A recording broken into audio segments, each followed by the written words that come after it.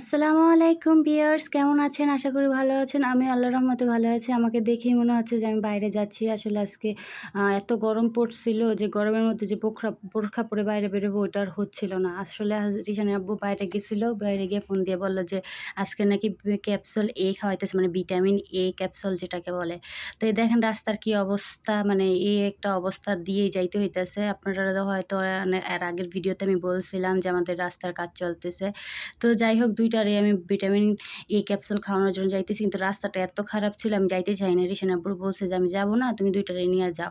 তো বলতেছে, "আমি ২ টারে নিয়ে হ্যান্ডেল করতে পারবো না। তুমিও চলো, রাস্তাঘাট যেহেতু ভালো না।" তো পরে ভাবলাম যে আচ্ছা চলো যাই, আর ভিডিও একটু করতে পারবো। বাইরে বের হলে তো ভিডিও করার একটা সুযোগ আছে। আমার তো একটা টপিকস দরকার, তাই না? ভিডিও করার। তো ফাইনালি এই রাস্তাটা আসলে অনেকটা রাস্তায় আমাদের কাজ চলতেছে। যে রাস্তাটা যে হাঁটা চলা খুবই কষ্ট। বিশেষ করে আমাদের পাশে ঘেঁষা গেছে, তো যার কারণে তো আমার ২ ছেলে-মেয়ে দেখো কি খুশি বাবার কোলে উঠে। আমি পিছন আসতেছি। পরে বললাম যে, "রিশান নাইমে যাও। বাবা ২ জনকে নিয়ে হাঁটতে পারবো না। রাস্তা যেহেতু ভালো না।" পরে যাইতেছি আর আমার ছেলে যে কি খুশি, আসলে বাইরে বের হইতে পারতেছিল না রাস্তার কাছে থাকার কারণে।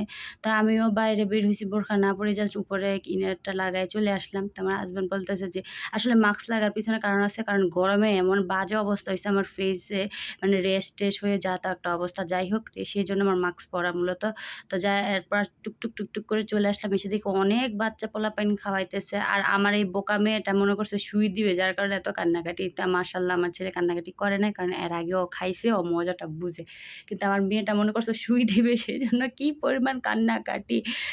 রিশান আপু বলতেছে যে, "সুই দিবে না, তোমাকে খাবার দিবে। খাবার, মজার খাবার, চকলেট এই সেই হ্যান-ত্যান" বুঝাইয়া পরে আসতে সামনে দেখলাম যে কি বলে এটাকে বেলপুরি মেবি। কারণ আমি তো অলওয়েজ ফুচকা খাইছি কিন্তু বেলপুরি জিনিসটা খাই না যে স্বাদটা কেমন। তো রিশান আপু বলতেছে, "খাইবা? বাইরে যেহেতু বের হইছো, তুমি তো ফুচকা মাস্ট বি খাও। আর যেহেতু ফুচকা নাই, বেলপুরি আছে, তুমি বেলপুরি খাও।"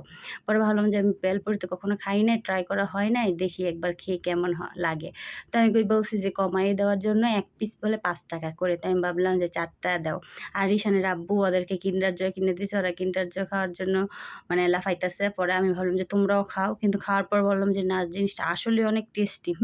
কারণ ফুচকার স্বাদটাই এক, বেলপুরির স্বাদটাই আরেক। আমি এই জিনিসটা ফিল করলাম। মানে কেমন ব্যতিক্রম আমি বুঝাতে হয়তো পারবো না।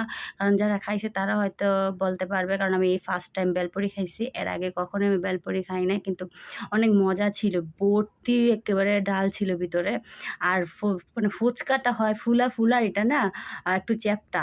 বেলপুরিটা একটু চ্যাপ্টা। তো এত জাল ছিল, টক ছিল। তো ভাবলাম যে এত জাল এখানে পানি খাওয়া যাবে না। তো যাই হোক বাসায় চলে যাইতেছি এখন। বাসায় যেতে প্রায় কাছাকাছি চলে আসছি। এর মধ্যেই কি একটা অবস্থা রাস্তাঘাটে, রিশানে পুরা ব্যথা-ট্যাথা পাইছে। তো এই যে চলে আসলাম। যদি ভিডিওটা ভালো লাগে লাইক, কমেন্ট, শেয়ার করে পাশে থাকবেন। আর দোয়া করবেন যাতে আমার রাস্তাটা তাড়াতাড়ি ঈদের আগে এটলিস্ট